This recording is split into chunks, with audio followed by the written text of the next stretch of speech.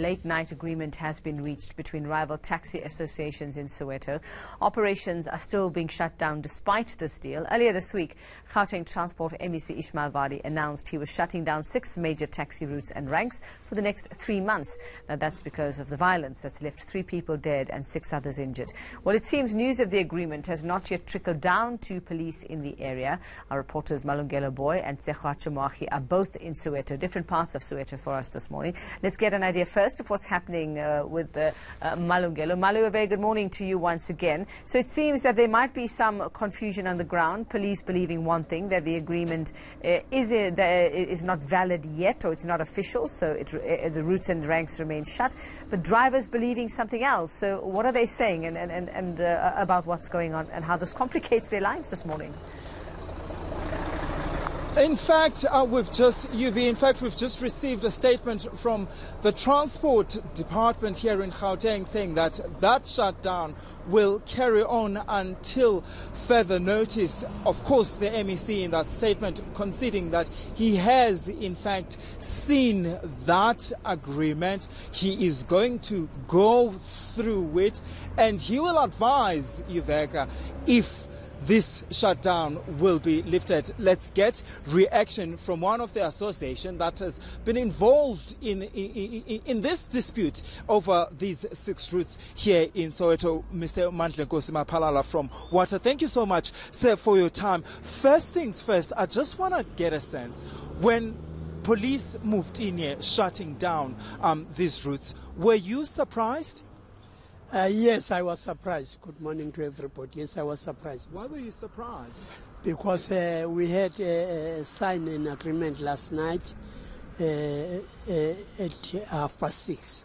So I thought maybe the information has gone well, only to find out, no, the closure is tense. Explain to me, sir, what did you guys agree on? We have agreed that will work according to our permits, and will make sure the safety of our passengers and the people in large. And then we agree that all these areas, no one is allowed to carry a gun. It is licensed or unlicensed, but it's not allowed. And we are not allowed as members to be found in these routes, except squad and queue marshals. There has been an agreement before, like this one. How are you going to make sure that you stick to this agreement? What gives us hope is that now we are sharing the ideas with our sister association. We're having that brotherhood now, and that business partners, that gives us a hope that violence is the thing of the past. The MEC is saying that in a statement that he released this morning, saying that he has seen the agreement, he is going to go through it. What are you hoping he does? I'm hoping my MEC will give us a chance to carry on with our business, as we have promised him that anything that we feel is not safe in our routes, will inform the police and they will take action against that individual who causing problems. But the MEC had given you a chance before. How many chances can the MEC give you? Yes, I agree with you. He gave us a chance before. But after that, everybody relaxed instead of keeping our toes on. People sometimes they want to be checked time and again. So I think that's where we lost it, by saying everything is okay now. And then people start now taking their chances and they won't through that chances. But I promise this time we'll keep our toes for the next 2-3 years. Thank you so much, sir. Thank you. Appreciate your time. Mr. Malungelo, he is the spokesperson for Water. That's one of the associations, Iveka, that's been embroiled in this deadly dispute over routes here in Soweto. All right, thanks very much, Malungelo Booi. In one part of Soweto there, let's go to Tshegohaco Moagi. She's also in Soweto, a different part for us. Tshegohaco, good morning once again. And yeah, I'd like to know what's happening where you are. Are we hearing the same messages? I understand you also will be speaking to somebody from one of the associations. Absolutely, Yuveka. Good morning once again. We definitely are hearing the same situation here with a lot of the passengers and also the drivers saying that they really just want to continue with their work. Behind me, Yuveka, I'm not sure if you can actually see. I just want to step out of shot and ask my colleague Leopo just to show you what exactly is happening behind me with taxi drivers still operating. They are ensuring that they're carrying on with this operation, and these are actually taxi drivers from Wata as well.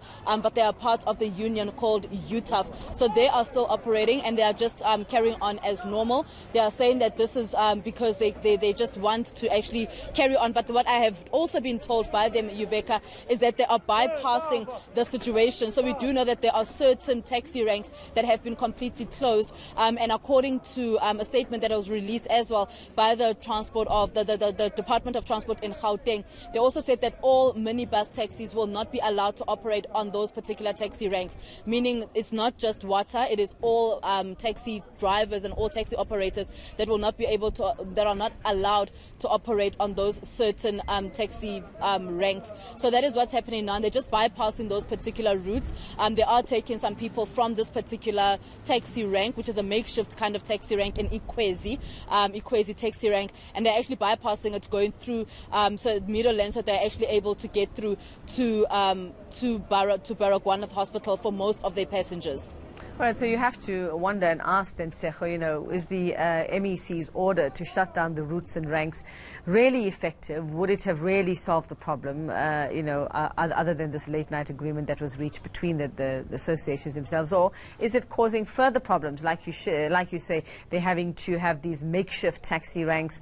Who knows what other conflict is going to arise from that with the other taxi associations probably feeling hard done by. Like, why do they have to suffer? Because these other two just can't get along. Absolutely, Yuveka, but what I'm really seeing here is that there are quite a few taxi organizations that are actually operating together. They are really working together to try and understand the situation. So there is what they call UTAF, which is the United Taxi Association Federation here at this Ikwezi taxi rank, and also Wata, and they are working together to ensure that passengers are actually taken to their desired locations. But as I mentioned, they are bypassing those certain routes because they are told that if they are caught actually having passengers in their vehicles, they will be charged 25,000 rand, and if they can't pay up that 25,000 rand, it is 6 months in jail. Okay, well, I'm not sure how well that's going to go down. Thank you very much, Tshegohaco Moagi, on a different part of Soweto amid, well, I suppose the confusion this morning with the two taxi associations involved in that dispute, reaching some agreement late into the night last night.